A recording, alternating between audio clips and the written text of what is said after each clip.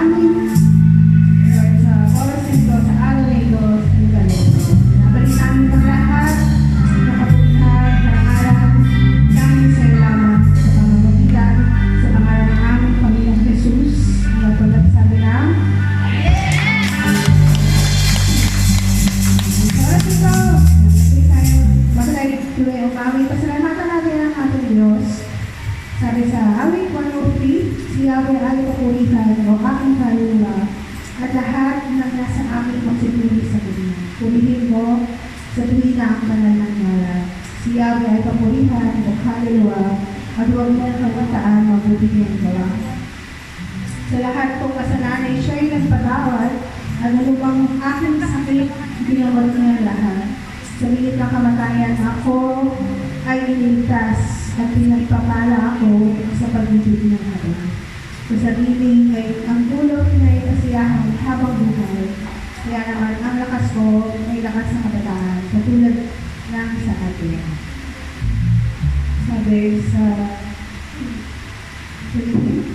ngunit ang pag-ibig ni Yahweh ay tunay, walang hanggan, sa sino mang sa kanya may takot at pagmamahal. Ang magabit niyang gawain wala rin katapusan.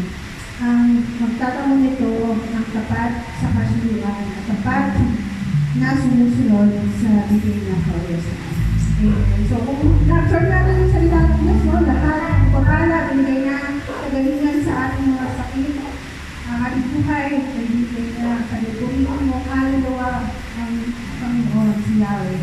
Sa oras na ito, kulang ba yung ating awit sa pagpuli sa Diyos? Bigyan natin ang puso para makapagpuli tayo, kasamba tayo para sa Kanya. Nasa Espiritu ng Diyos. Lapakan mo na natin ang Diyos.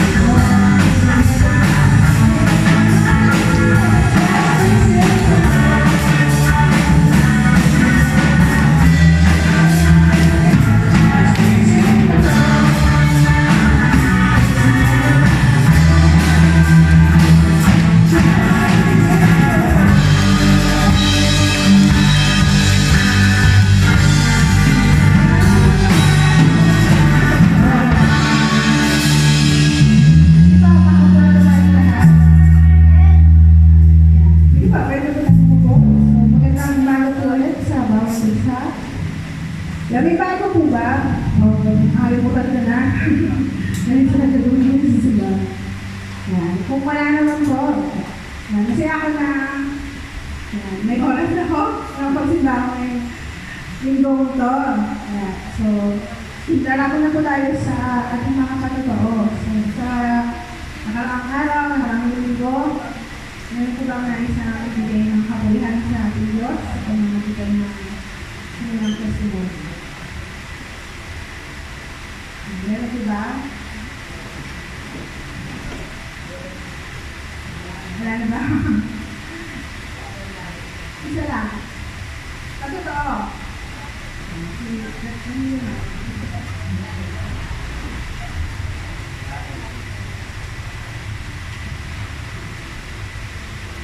Magandang umaga po sa ating lahat, mga kapatid. Ako po ay nagpapasalamat kasi nakikita ulit na tayo. Diba? Nakikita ulit tayo. So, nagpapasalamat po ako sa Panginoon sa patuloy na pagkilos niya sa aming buhay. At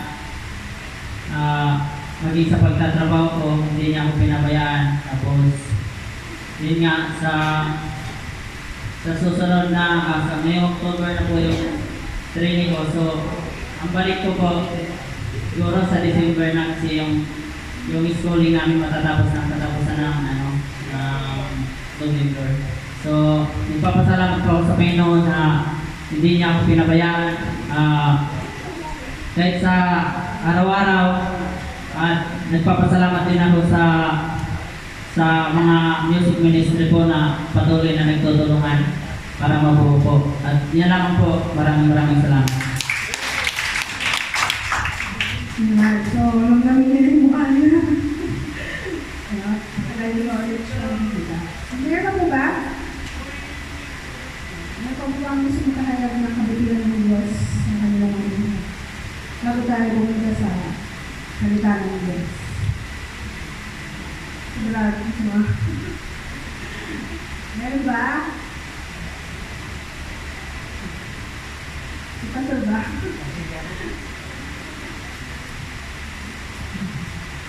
Amen. Ang dami doon, no? Nagpapasalamat ako sa Diyos sapagkat unang-una sa lahat. Nasa mabuting kalagayan bawat isa sa atin.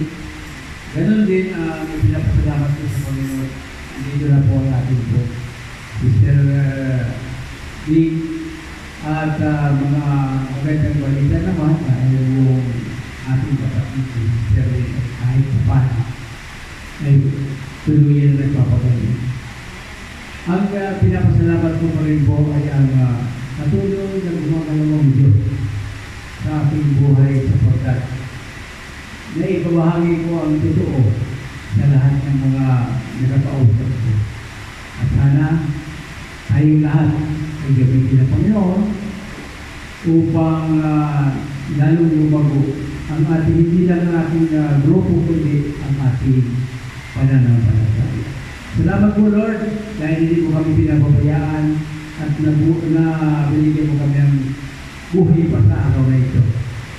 Dalangin namin na sana po marinig nyo ang aming mga patotoo na lalo pa rin yung paghabain ng aming mga buhay. Amen! Salamat po Lord! Hallelujah! Ayan. So, meron pa po ba? So, kung wala na po, ako na lang po. So, yan, di ba, simula September, hindi na ako napagsimba.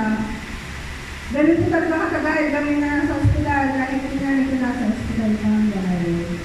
So, nakita, kumbaga, unang sakit na lang, di ba, hindi pa niya dito. Tapos, nakasok na namin siya, hindi na nakita yung mga ibang saka. So, ako, pinakapagbiling pa ko ng matagal, mga isang buwan at kalahati. So, kumbaga, ang pinagalapan namin yung opera ng nanay ko, pero sa akin din, isa nga. So, pinagalapan namin yung opera niya, so, tumaas na kasi. So, kung dito lang siya dati, umangat siya hanggang dito. So, magkakakang isipin, nabutan talaga yung nanay ko. Pupunta na siya, wala na siya sa braso. Wala kita nakuha kay attention niya. So, gano'n, kasi kung hindi siya pupulin, punta ng cancer yung katawan niya. Mapasalamat kami kahit nagkaka nakakagulo na kami bago mag-opera yun. Kasi may gusto na ayaw tanggalin yung ano na. Kami wala kami choice. Sabi ko, nanay, August, July pa lang, araw-araw na ako niya. Ano, tanggalin yung kamay niya nag-opera sa akin. Simula bata ako. Pero umayat na kasi siya. So wala lang yung choice. Sana lumunin pa lang. Sabi dito sana. So, nakita ko siya. Parang talaga mo siya nanay.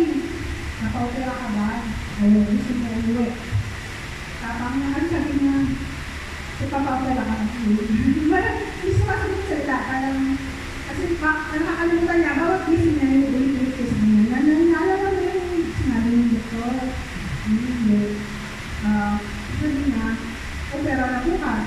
Pero hanggang dito yung tatanggalin. Kasi ka lang. Nakot ka. Siguro mga limang beses yun na gano'n. Bawat gising niya. Kasi hindi nakalimutan niya. Sabi ko, naalala mo sabi ko. Pero sorry na kasi pag hindi namin tinanggal, nakalat siya lalo. Hindi ko mahala na ako. So, yun. Parang hindi ko pa siya nakita. Bumalik siya yung recovery. Siyempre makakalimutan niya rin. Sabi ko, hawak ako yung kamay ko. Parang ang sakit-sakit sa akin naman. Sabi ko, nanay yung kamay ko. Ito na lang. Wala na yung isa. Tapos parang, nangyari, makakatulog na lang siya. Wala na lang. Tapos nung nakausap niya din ako kahapon, hindi na kami ang ba, nangyari na lang yung braso. Yung braso nakitang, kumbaga, natanggap ko sa sarili niya na, doon siya umiyak na moment. Tapos pagkatanong ko, okay lang sa inyo, walang sa kasi bigat-bigat na, yun talaga yung nagpapahirap sa kanya. Kumbaga, yun yung nag-lure yung infection sa katawan niya, kaya hindi siya maka-detox. Ganon, tapos, yung, kumbaga, sa mga nangyari sa buhay ng nanay ko, ako talaga yung, ay natutunan ng madami. Parang sabi ko, ay Lord, lalato ko na buhay ko eh. Hindi ko nagkaplano yung pagpapamilya at pag-aasawa, wala akong ano doon. Wala akong kasama magplano doon. Pero planado ko rin gusto kong Lord. Tapos biglang nagulali ko. So lahat ng pera, pagtago doon. Lahat ng gagawin ko dapat may nakabakasyon ako. Next week. Tapos diba, anselado siya. Tapos parang hindi ko na, kasi ako yung magplano talaga tao. Sa isang araw, kunyari bukas, wala akong gagawin. Tapos pa rin ako. Hindi na ako papasok sa hospital na ano gagawin ko ang ano. Sa babantayan ko lang yung nanay ko. Parang hindi ko alam. Parang sa susunod na araw ko, nandiyan pa nanay ko. Sa susunod ng bomba, nandiyan pa nanay ko. Diba? Hindi ko kasi alam kung ano pa yung level ng cancer na. So parang doon ako nagtiwala sa Diyos na hindi ko siya nakita na parang may pinakita sa akin sa Diyos na parang tumaas yung platelets na. Kasi parang gusto pang ilalagos kung may leukemia yung ano ko. So nung nakita tumaas, ay hindi siya gawin kasi gulala. Hindi ko, kasi galaban ko namin ko, Lord. Yung ganun, bala ka. Yung ba sabi ko, Lord, yung will ko pa din, pero kaya ko ilaban yung namin ko yung galaban ko. Kahit anong ko para kaya. Kaya niya yung galaban naman. So parang din ko na, din siya kasi wala na parang po, maayos yung platelets. Ano na mo? Parang, kung ano yung sunod ko, nagkaganda, hindi pa ako nakapokus. Hindi pa ako nakapokus sa susunod na ano kung nangyari sa isang linggo. Kasi ganun ako nag-isip eh. Usually nga sa quarter ako mag-plano ng buhay ko. So, tatlong buwan yung mga. So, doon ko nakita na, Lord, maganda yung platelets. Tapos, kung nagkakasakit siya, nag-chill na siya sa gabi. Wala nyo akong plano, Lord. Tama na po, Lord. Ganun na ako sa pinito namin ko. Lord, di kami magiging nagkaman kasi mag-overdose siya. Tapos siya, nag-inig siya. Kasi may, yung naglag niya sa election na. Yung nagulog, nagulog, tapos nagkumalunod ang Lord. Parang, dun ko na, yun sabi na sobrang baba ako, Lord. Hindi naman ako mapagmataas, pero alam ko, na parang, dito ko naranasan na, wala akong maano. Mga Lord, din tayo, bigyan mo ka ng sarang maganda, bibigay ko yung perfect sa'yo, yung talent ako. Lagi ako may ganun eh, may bargain sa Lord eh. Bigyan mo ako ng sarang maganda, bibigay ko yung sa'yo yung maganda kong boses, bibigay ko sa'yo lahat ng baso sa sinaha. Pero yung sa panahon nito sa kananay ko, wala na akong mag-deal. Hindi ko rin ako pag-aasawa.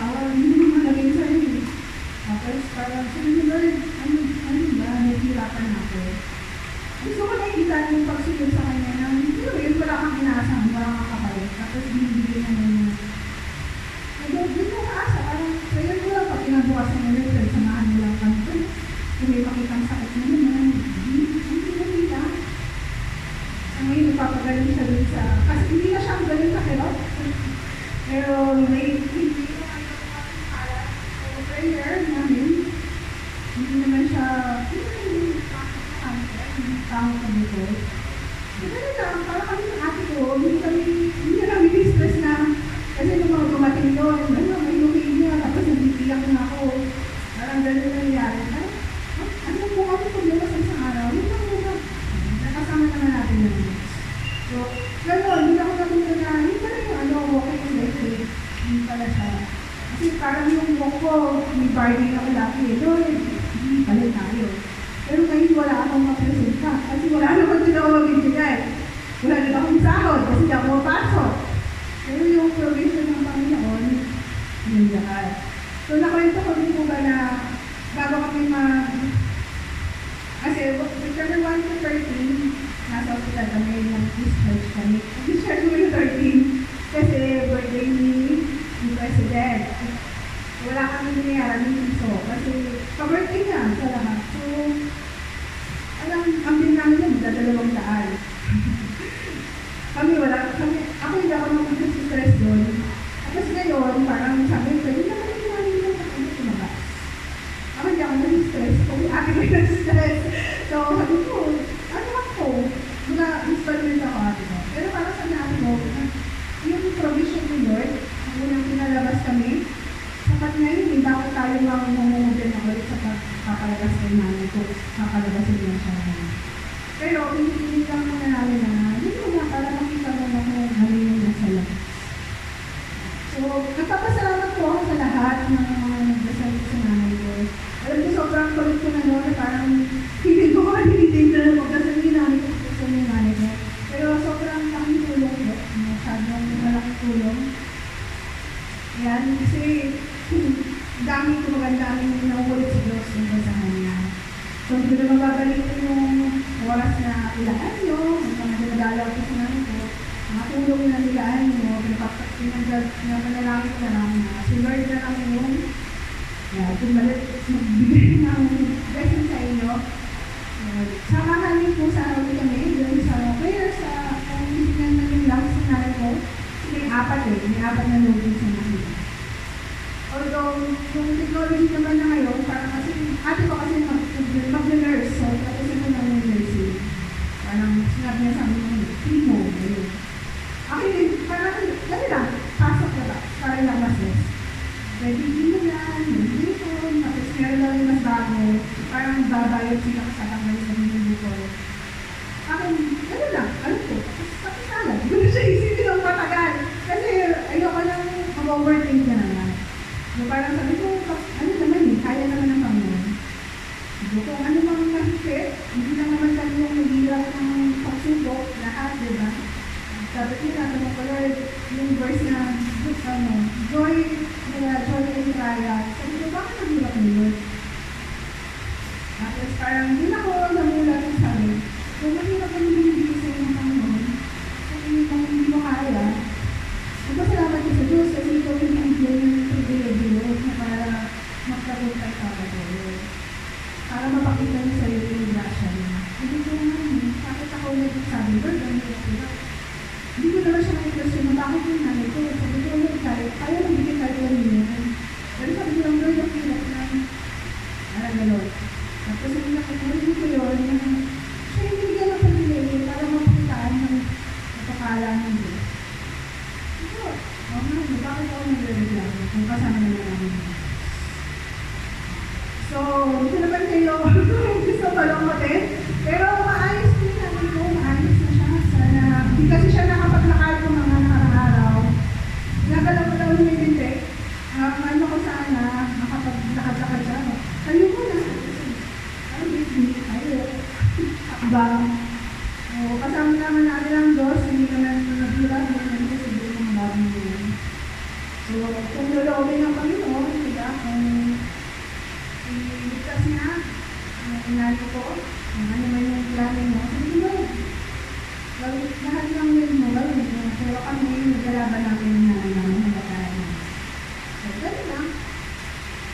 Maraming salamat po. Wala na, sige, sobrang talaga po. So, ipanalangin natin lang mga kapatid ko. Ngayon kami po, papasalamat din sa aming mga buhay, laging pinalangin ko Diyos. Salamat sa panibagong araw, sa mga buhay, sa pamilya namin, sa mga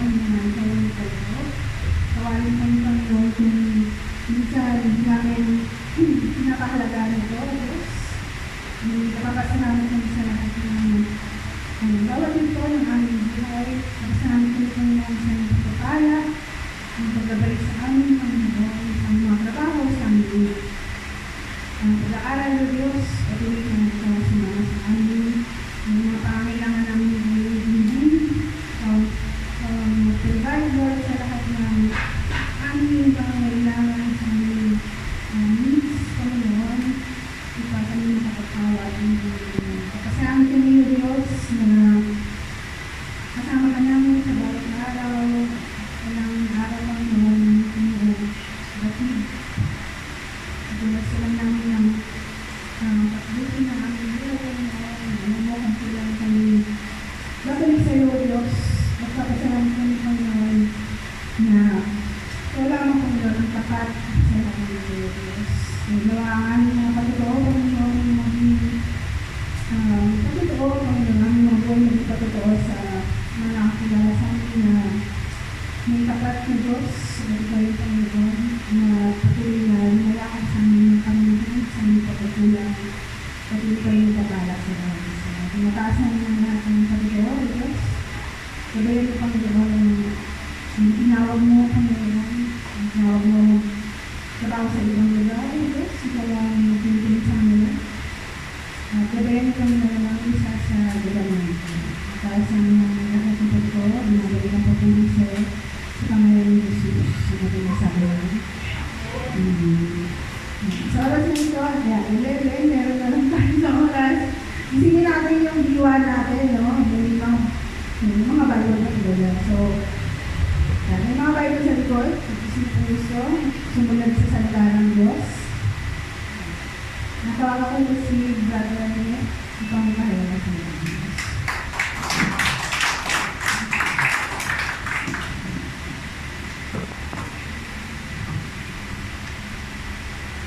Praise God. Una-una, maraming salamat sa Diyos. Masaya po ba lahat? Handa na po ba lahat? Amen. Maraming salamat sa Diyos, no, sa kabila ng ating mga kabisihan, sa kabila ng ating mga trabaho. Minabuti niya na magsama-sama tayo sa lugar nito. At yung pribilehiyo na magpuri, sumamba sa kanyang banal na pangalan ay nagaganap natin sa oras nito. Muli po, tayo po tayong lahat sa pagbasa ng salita ng Diyos. Biblia po yan, kumuha po tayo sa likod. Basahin po natin sa sabi dito sa Isaiah 38:1.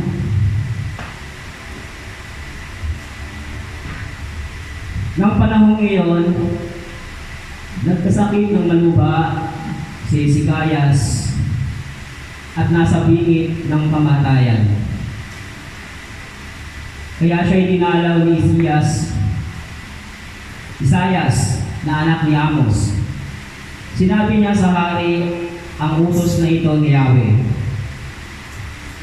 Ipatawag ko na ang iyong sampahayan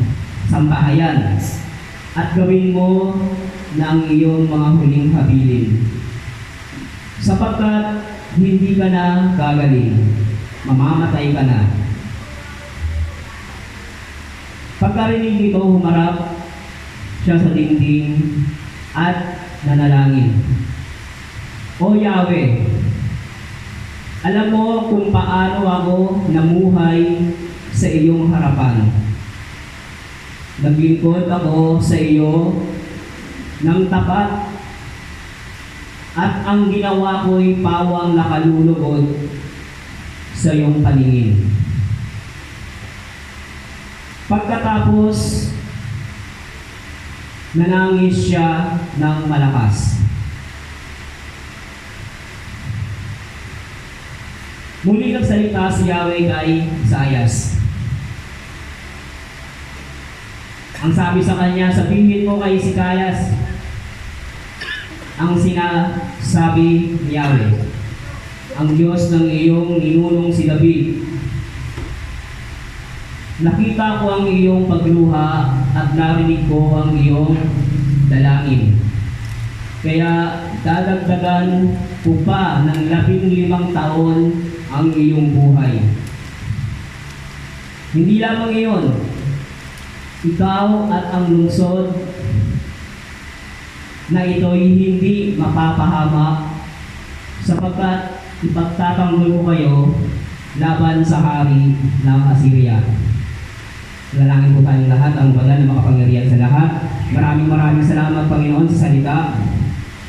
Maraming salamat, Panginoon, sa pribilehiyo na niloob mo kami magkakapatid ay magpuri, Panginoon, magsama-sama sa lugar na ito, Panginoon, upang palakasin ang aming kaluluwa. Maraming salamat, Panginoon, na sa kabila ng aming mga kabisihan, sa kabila ng aming mga trabaho, sa kabila, Panginoon, ng aming mga pagkukulang, Panginoon, hindi ka nagsasawang gumabay, Panginoon. Ang blessing mo, Panginoon, ay palagi nasa amin, Panginoon, at ang iyong gabay, Panginoon, ay lagi namin nararamdaman. Muli po, Lord, aming banal na Espiritu ang manguna sa bawat isa amin, Panginoon, ang kalooban mo ang masunod sa lugar na ito. Muli po, maraming salamat sa pangalan ni Kristo Jesus. Amen. Pwede na po tayo magsingin po. Praise God. Sino po nakakilala kay Hezekias? Yung mga Bible readers dito siguro kilala ko, pero kung tayo po ay hindi pag-ilar kay Hezekias, siya po ay namuhay ng unang panahon na napaka-banda niya sa Diyos, nakalulugod lahat ng ginawa niya sa Diyos. Kung ano yung gusto ng Diyos, yung ginagawa niya. Halos buong buhay niya, ginamit niya sa kung ano yung kalooban ng Diyos. Kung sa isang salita, napakabanal niya. Pero nung nagkasakit siya, mga kapatid, si Hezekias ang pinaka-worst na tao na siguro makikita ko sa Biblia na worst yung nangyari sa kanya. Bakit? Kasi sa totoo lang, mga kapatid, maswerte pa yung may mga sakit dito ngayon eh. Bakit? Kasi hindi nila alam kung kailan sila mamamatay. Pero si Hezekias, sinabihan siya ni Isaias, mamamatay na siya, sabi ng Diyos. Kung isang ordinaryong tao, mga kapatid, pag sinabi ng Diyos, mamamatay ka na, sa katayuan mong yan, kahit buhay ka pa, para ka ng patay, di ba? Sa stress na mararamdaman mo,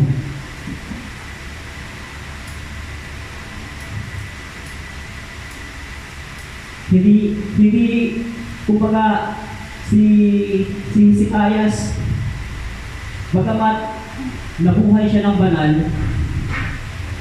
nasa katawang tao siya eh. Nung narinig niya yung mga bagay na yun na mamamatay na siya, Diyos ang nagsabi sa kanya, alam nyo, on the spot, si Hezekias lumuhod sa dibdib at nanalangin. Sinabi niya sa Diyos, umiyak na siya Diyos. Sinabi niya kung anong pamumuhay ang ginawa niya. Sinabi niya sa Diyos kung ano ang mga bagay na ginawa niya, kung siya yung malakas pa. Kasi para siyang bata, umiyak siya. Si Hezekias para siyang bata na wala siyang pakialam kung ano maririnig ng paligid niya. Basta ang importante, kausap niya ang Diyos, humihingi siya ng chance hanggat maaari. Bakit? Umiyak siya, tumangis. Narinig ng Diyos lahat ng mga salita niya. Narinig ng Diyos lahat ng mga bagay na gusto niyang sabihin. Narinig ng Diyos yung katarungan na hinihingi niya. Alam niya, nung unang panahon, mga kapatid, yung hari, pag nagsabi, ito ang mangyayari, hindi naman yan eh. Hindi na yan pwede mabago pa. Ganoon din ang Diyos nung unang panahon. Pag sinabi ng Diyos, ito mangyayari at mangyayari. Pero si Hezekias, may kwento siya. Di ba? Meron siyang ikinukwento sa Diyos. Kasi ang Diyos, bagamat alam ng Diyos lahat ng alam natin. Alam ng Diyos lahat kung ano tayo. Pero ang Diyos, ang relasyon ng Diyos sa tao, parang bata, di ba? Ang bata nagsusumbong yan sa tatay. Bagamat alam na ng Diyos na ito ang gawa niya, parang mga anak natin, di ba? Si Hezekias, hindi siya nagkatubili na magsumbong, manalangin, at narinig ng Diyos. Anong sabi ng Diyos? Sabihin mo, Isaias, sabihin mo kay Hezekias na bibigyan ko pa siya ng 15 years. 15 taon pa ang i-extend na buhay niya. Kasi narinig ng Diyos yung dalangin ni Hezekias. So ganun pa-powerful yung panalangin ng isang tao. Alam niyo mga kapatid, kung minsan, ina-underestimate natin yung panalangin. Pero dapat alam niyo mga kapatid, gayahin natin si Hezekias. Dapat may kwento rin tayo. Amen? Si Hezekias, namuhay siya sa kung anong paraan ang gusto ng Diyos. Tayo rin ba ganun? Tayo ba magsusumbong tayo sa Diyos? May kwento tayo, nakalugod-lugod sa Diyos. Baka mamaya, buong linggo na bubuhay tayo, wala tayong ginagawang tama, di ba? Dapat meron tayong kwento na ipagmamalaki sa Diyos. Para kung tayo manalangin, maganda yung revelasyon bilang ama at anak. Hindi yung puro malayawan tayo na kung saan busy yung buong pagkatao natin. Pagkatapos, pag may problema dumating, gusto natin instant na mangyayari yung gusto natin. Diba? Kaya kapatid, dapat ingatan natin yung ating mga kabisihan sa pang-araw-araw na buhay natin. Kasi kung minsan, busy tayo, hindi natin namamalayan, wala na pala tayo sa linya ng kagustuhan ng Diyos. Kung baga lumalabag na tayo.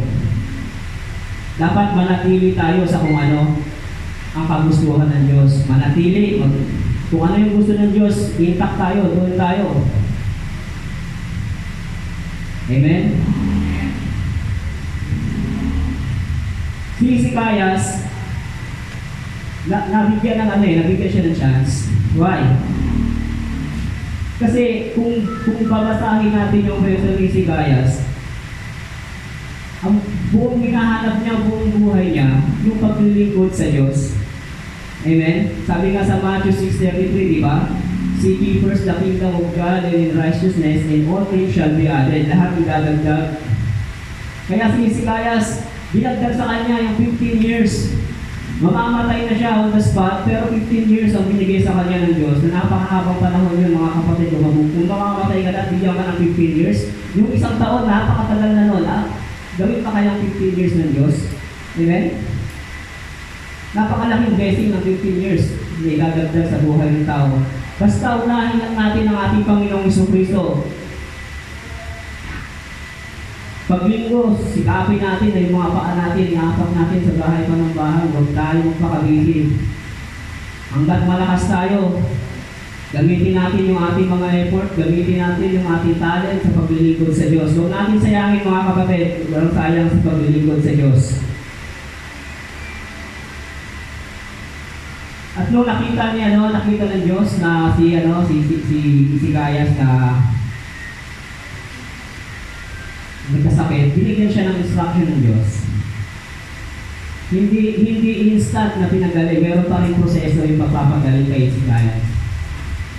Tinuro ng Diyos kung anong gamot.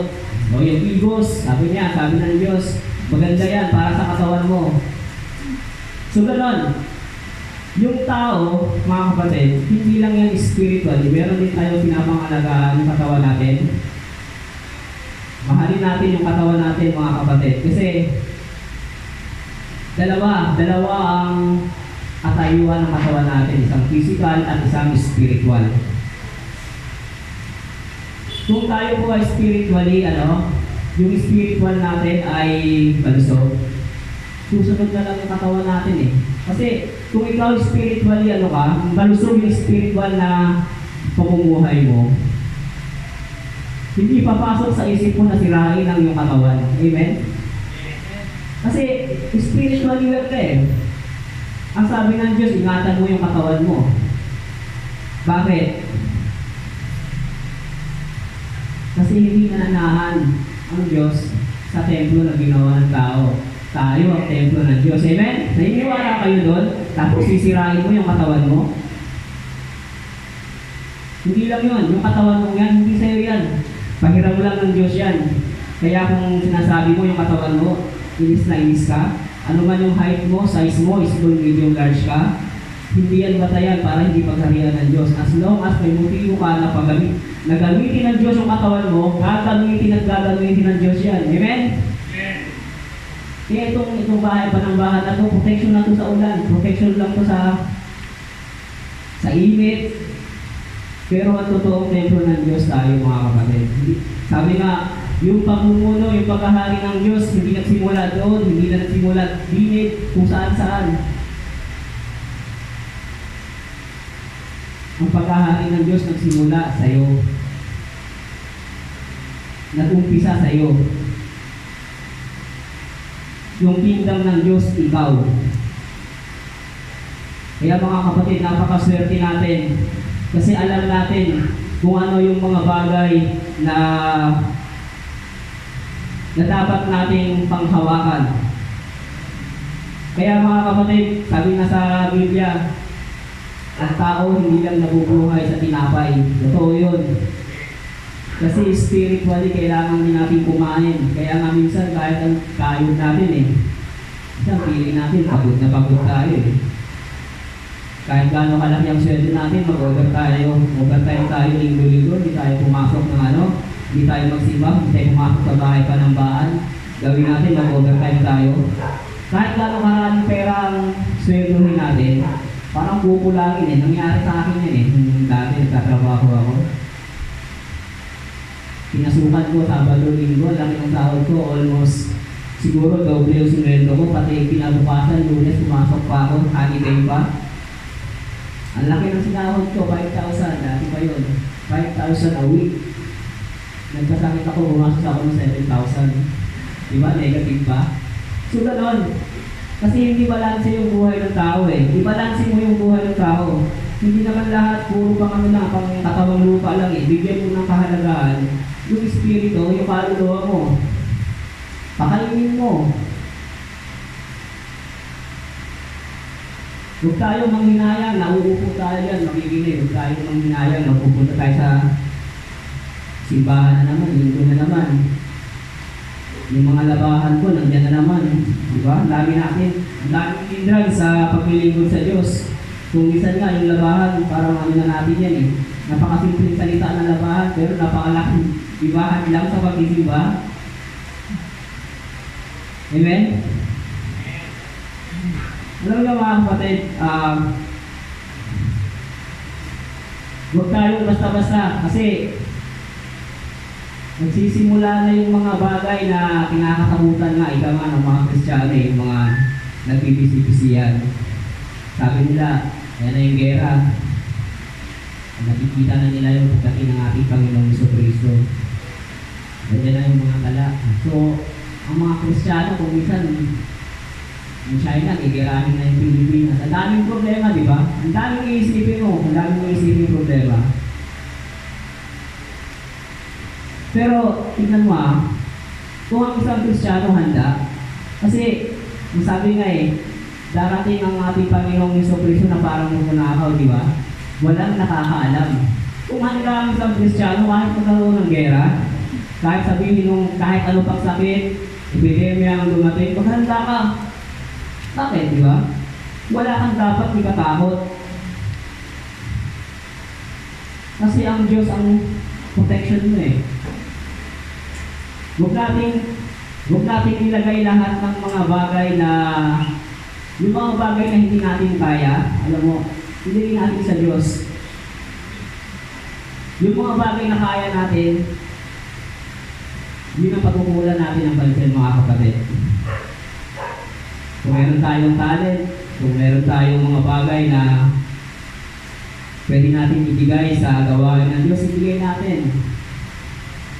Kung may araw ng Sabado, meron tayong dito tinatawag na prayer meeting. Kung kayo po ay free sa time na yun, pumunta po kayo dito. Gamitin natin yung ating lakas sa paglilingkod sa Diyos. Napakasarap po maglingkod sa Diyos, sa ating Panginoong Jesucristo. Huwag natin hintayin na yung mga bagay na binigay ng Diyos hindi natin magamit. Kasi may mga pagkakataon na nanakawin niya ng kalaban John 10:10. Dumarating ang magnanakaw. Bakit? Para magnakaw, pumatay, manira. Pero naparito ako, sabi ng Diyos, upang ang tupa ay magkaroon ng buhay, ng isang buhay na ganap at kasiyasiya. Yun yung pangako ng Diyos. Alam niyo mga kapatid, kung iisipin natin, wala naman talaga tayong problema dapat na ika-problema kung ating iisipin. Ang problema nasa isip lang natin. Mostly, lahat ng sakit na pinagmumula ng tao, stress. nasa isip natin. Kahit tanungin niyo yung doktor, stress. Huwag tayo paka-stress, mga kapatid. Bakit? Kasi may pangako ang Diyos. Yung stress kasi, yan yung mga bagay, sabi nga sa mga ngaral bukod dito ang buhay natin ay tanging may alinlangan.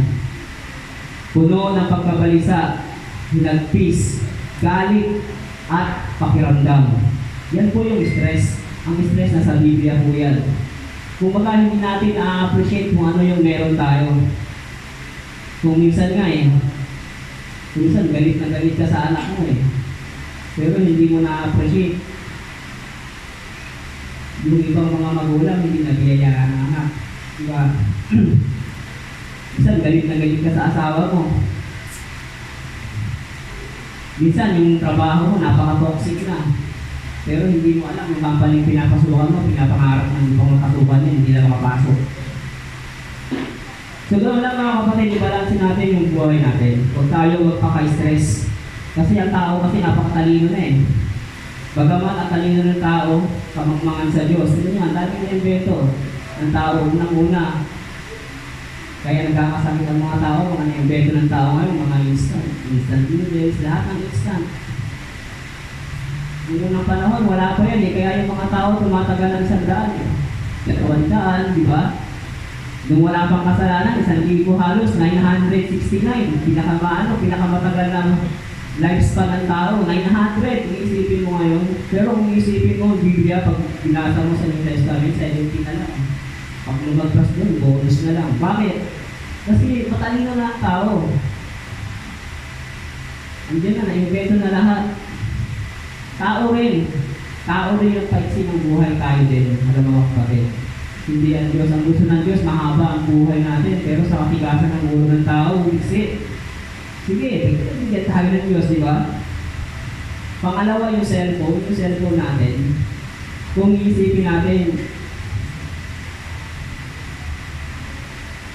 marami tayong hindi nagagawa sa pag naalit tayo sa cellphone, yung cellphone na pa-scroll tayo pag minsan-minsan.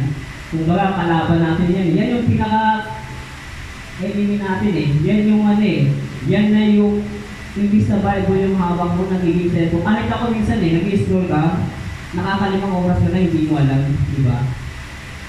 Minsan, kaka-scroll mo, imbis na yung 5 oras na yun, ibinasa mo ng Biblia, may matututunan ka pa, mag-impress ka pa. Yung cellphone, wala, puro chismis, fake news, stress, di ba? Doon lalabas lahat. Ganun katalino ng tao, pero ang sabi ng Diyos, ang katalinuhan ng tao, kamangmangan sa Diyos. Di ba? Napakatalino. Even si Albert Einstein, napakatalino. Pero ang na-invento ni Albert Einstein, nuclear. Ano ang sumira sa mundo natin? Nuclear. So, ganun katalino ang tao. Pero sa Diyos lahat yan, kamangmangan. Yung ginagawa natin dito, isipin mo, umuupo tayo dyan. Yan ba walang impact sa atin? Malaki po mga kapatid. Kung tayo po ay wala tayo dito sa loob ng bahay ito, hindi mag-church ang kaluluwa natin mga kapatid. Kaya nga magpasalamat tayo sa pang-araw-araw na buhay na wala tayo sa nandito tayo sa bahay pa ng bahay ito. Nare-recharge ang ating kaluluwa. Nagkakaroon tayo ng wisdom. Yung stress, nare-relieve. Why? Kasi ang Diyos ang nagbibigay sa atin ng totoong relief. Mateo 11:28. Sabi nga doon, di ba? Lumapit kayo sa akin, sabi ng Diyos. Kayong lahat na nahihirapan at nabibigat ang lupa sa inyong pasanin, at kayo'y bibigyan ko ng kapahingahan. Pasilingin ninyo ang aking pamako, kasundin ninyo ang aking ituturo, sapagkat ako'y maamo at mapagkumbabang loob. Matatagpuan ninyo sa akin ang kapahingahan at magaan ang pasaning ibibigay ko sa inyo. So, gano'n lang kasimple mga kapatid. Ibalansin natin ang buhay natin. Kung tayo'y pagod, ang katawan natin, ipahinga natin. Kung alam natin ang hihina tayo, Pakasin natin ang ating mga spiritual life. Magbasa tayo ng Biblia.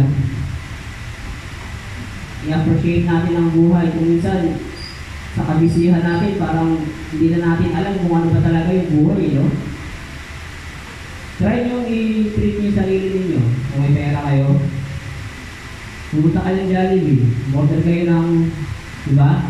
Order kayo ng hamburger, upo kayo, sumandal kayo. Tapos, i-treat nyo yung sarili nyo, katakagat ng burger, katakagat, deserve ko to, pinaghirapan ko to, diba? Ganon, i-treat nyo yung sarili ninyo. Hindi yung puro trabaho tayo kasi kailangan magtrabaho, ano, hindi. Mahalin natin ang ating katawan, mga kapatid. Magpakaiwas tayo sa stress. Kaya nga, alam niyo mga kapatid, bago tayo magtapos, lagi natin iisipin na napakaswerte natin. Bakit kamo? Kasi sa atin ay binigay lahat ng Diyos eh. Hindi lang natin nakikita. Hindi natin na-appreciate kung ano yung meron tayo. Yung binigay ng Diyos na napakalapit na, humihingin pa tayo sa malayo. Amen? Kaya mga kapatid, maraming salamat sa opportunity na ito. At ang gawain ng Diyos, huwag nating hayaan na makaligtaan natin. Kasi ang sabi sa Hebreo, ang pagtitipon-tipon ay napaka-importante. Kaya dapat linggo-linggo, nagkikita tayo dito. Huwag tayong absent. Kasi pag umabsent tayo, yan yung mga bagay na gustong-gusto ng kaaway. Hindi natin namamalayan na nangihina na tayo. Hindi natin namamalayan na nawawala na tayo. Hanggang sa kung saan ayaw na natin umatin, tinatamad na tayo. Tatama rin tayo talaga mga kapatid pag hindi tayo nagkasama-sama. Ang isang Kristiyano para yung mga bagay. Para nagbabagang uli ng Kristiyano. Habang sama-sama tayo, ang baga nananatiling malakas. Pero pag ang isang baga na may uling, napalayo sa karamihan, nawawala ang baga. Amen? Kaya sikapin natin na sa araw ng linggo, magsama-sama tayo para maging malakas ang ating spiritual life. At pag lumakas ang ating spiritual life natin, susunod na lang ang katawan. Amen? Amen. Kaya po, lahat po tayo, kumikit at manalangin. Panginoon, maraming salamat Panginoon sa biyaya. Maraming salamat Panginoon sa salita. Maraming salamat Panginoon sa mga bagay na binibigay niyo Panginoon. Hindi man ito namin nakikita agad-agad Panginoon. Pagamat Panginoon na ito mabuti Panginoon. Patawarin niyo po kami Panginoon na ang mga bagay na ito ay Panginoon na binigay niyo sa amin ay deserve namin Panginoon. Maraming salamat sa blessing. Maraming salamat Panginoon sa mga bagay Panginoon na binibigay mong protection Panginoon sa aming mga pamilya, sa aming mga kapatid Panginoon, lalong-lalo na po sa aming spiritual life. Panginoon, dalangin namin na huwag niyo po kaming hayaan na mapalayo sa iyo Panginoon. Ang aming buhay, maging aming talento Panginoon, ay magamit mo Panginoon. Ang iyong banal na espiritu Panginoon, ang maghari sa aming buhay Panginoon. Kapalooban niyo ang masunod at hindi ang sa amin lamang. Muli po, maraming salamat po. Sa iyo po ang papulit pa. Salamat sa pangalan ng anak ni Kristo Jesus. Amen.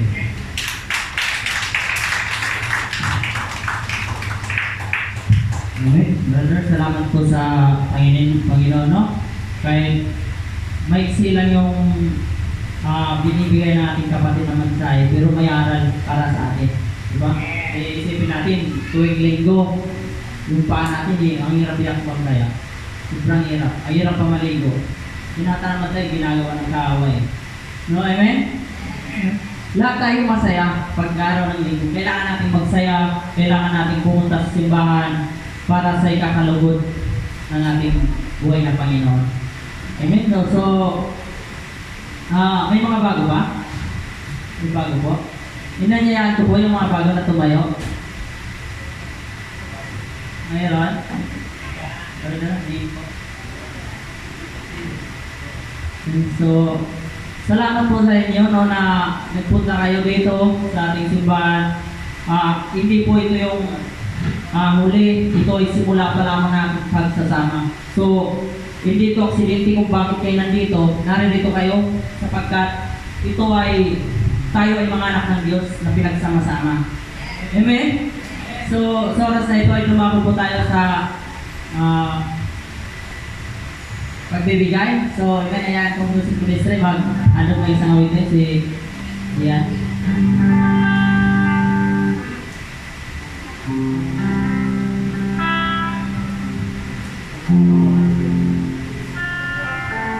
Maaari na po tayo magbigay po.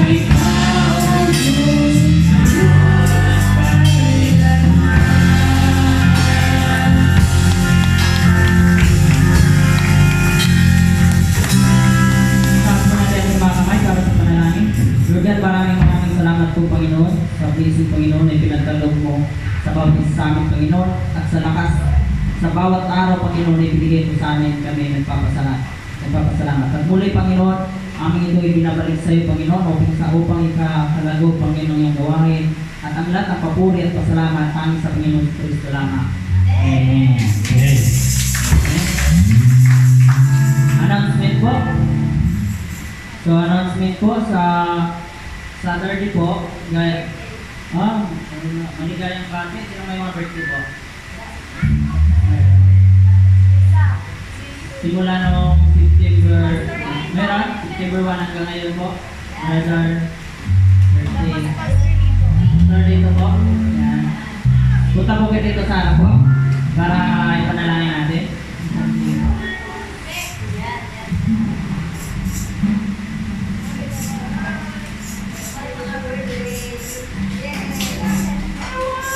Tinatawagan ko po si Pastor Robin para sa Biblian po.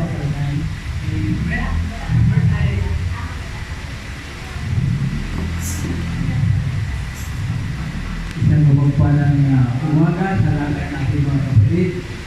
Tulingan na kung ang iba hindi nag-celebrate ng birthday, dapat na malaman ng katotohanan na isang hiwaga, isang himala ang mabuhay sa mundo nito. Kaya kinakailangan, ito pasalamat natin ito sa Diyos. Kaya tayo lahat po ay yuyuko at atin pong paggulay-gulayan ang salita ng Diyos at ang aslang tayo pong lahat ay magipag-usap sa Kanya. Ano man po ang inyong kahilingan sa ating pong mga birthday celebrant, ay iyon na pong hilingin sa Kanya habang tayo nanahimik. Amen. Yes.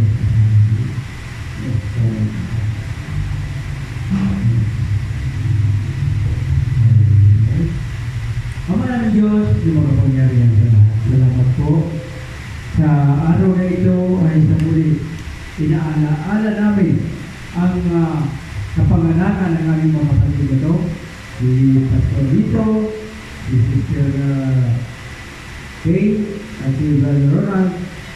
Tunay nga Panginoon na mahal ko po sila sapagkat iyon po pinatnubayan ang kanilang buhay hanggang sa makarating sila sa kanilang birthday ito. Pero nagpapasalamat po ako sa iyo, Panginoon, sapagkat binigyan mo po ako ng pagkakataon na mabati sila, mabigyan sila ng tunay na inspirasyon na atin pong pinanalangin sa iyo na sana, Panginoon, ang lahat ng bagay ay iyo pong tulungan sila sa inyong pagkakabuti. Ngayon din, Panginoon, hinihiling ko po sa iyo na balutin po ninyo ng banal na dugo ng Panginoon Kristo ang sila at ang kanilang pamilya upang sa ganoon, Panginoon, sila man po ay magkaroon ng kasiyahan na nabubuhat sa iyo. Lord, paspasan po ninyo kami lahat sa pangalan ng Ama, ng Anak at ng Espiritu Santo. Amen and amen. Happy birthday! Happy birthday!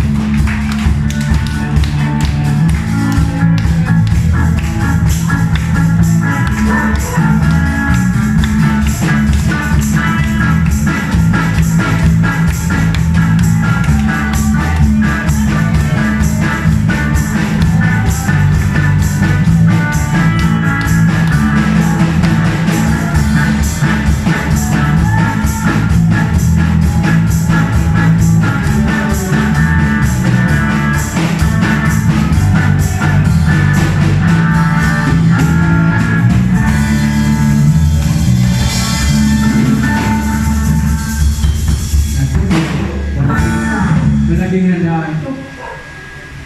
Malaging handaan. Kasi lang talaga hindi ko pigilan. Na talagang natutuwa ako sa birthday na ito. Yung isa, nagagupay na sa kanyang kawan. Sinalo na ito. Kaya, yung isa, naano na kaya. Batiin mo na lang yung wishes ng happy birthday daw.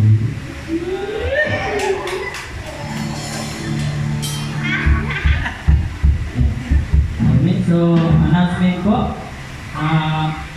Gaya po ng sinabi ni Brother ni kanina, yung sa Saturday po, may prayer meeting po tayo.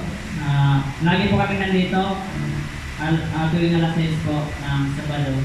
Pero siguro ako, ngayong month na yan, hanggang sa susunod po, wala po ako niyan. December pa pong balik ko. So, sa Sunday, may tayo, Sunday School.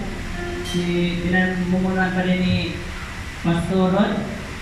Simula po ng 9:30 to 10. Tapos, 10 po yung Sunday service natin. Tapos, sa next Sunday, tapos pagkatapos ng simba, wag mo nang umalis kasi may salo-salo tayo. Atla. Iba rin masing tawag doon.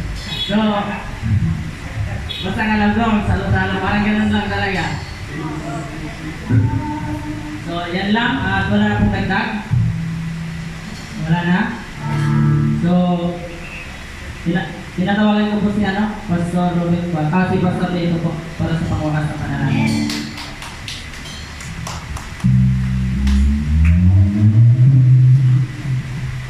Ituloy po, Panginoon. Sister Baby, ingatan niya mamaya. Andito ba, Sister Baby?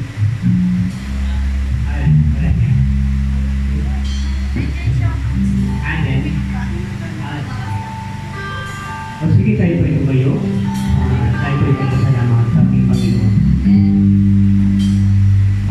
natin ang defense.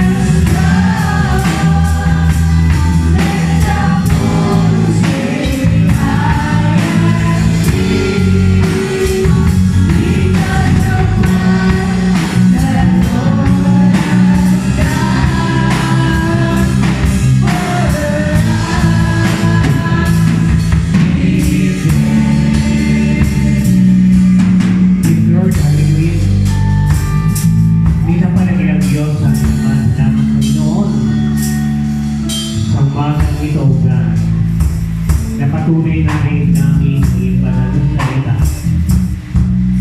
Dalangin namin, Panginoon, na patuloy mong puspusin ang bawat isa. Dalangin namin, Panginoon, na lumabas kami sa kundwangan ito. Na puspos ang iyong pagpapala, Panginoon. Dalangin namin, Panginoon, na nakarinig na iyong banal na salita, na patuloy na buksan mo ang kanilang puso at isipan, upang ito ay kanilang ayos sa buhay. Upang sila ay mag-iwanan katulad ng isang ginawa. Dalangin natin, Panginoon, makapalitun sa Panginoon na patuloy na nagtyaga na pupunta sa bahay pananalinang ito. Na patuloy mo silang pagpalain, Panginoon, na wawagan isang araw. Umilos ka sa kanilang buhay upang sila, Panginoon, ay patuloy mong gamitin sa iyong kabataan. Dahil ko ba kabataan ito, Panginoon, patuloy na rin ito na patuloy mong ingatan. Pag-iwanagin mo sila, O Diyos, tulad ng ginawa. God, anak ko na isa mo ang pagpapalita. Dalangin din po namin, O Diyos, sa nakalinig sa labas ng iyong manalasan na, Panginoon. Patuloy mo ingatan. Pagpalain mo sila. Dalangin ko, Panginoon, naway kang araw ay pag-uwi mo sa nilang buhay. Palayain mo sila sa kalikalan ng iyong bawal upang sila, Panginoon, ay patuloy na makapamuhay na naayon sa iyong kalooban. Dahilin namin ang aming kapatid, Mr. Leidas, patuloy pong ingatan. Salamat po, Diyos, sa mga karamdam. Aming pong hinihiling ang pinagkalinan. Salamat, Panginoon, sa minsahe na kung saan pinapakita ugat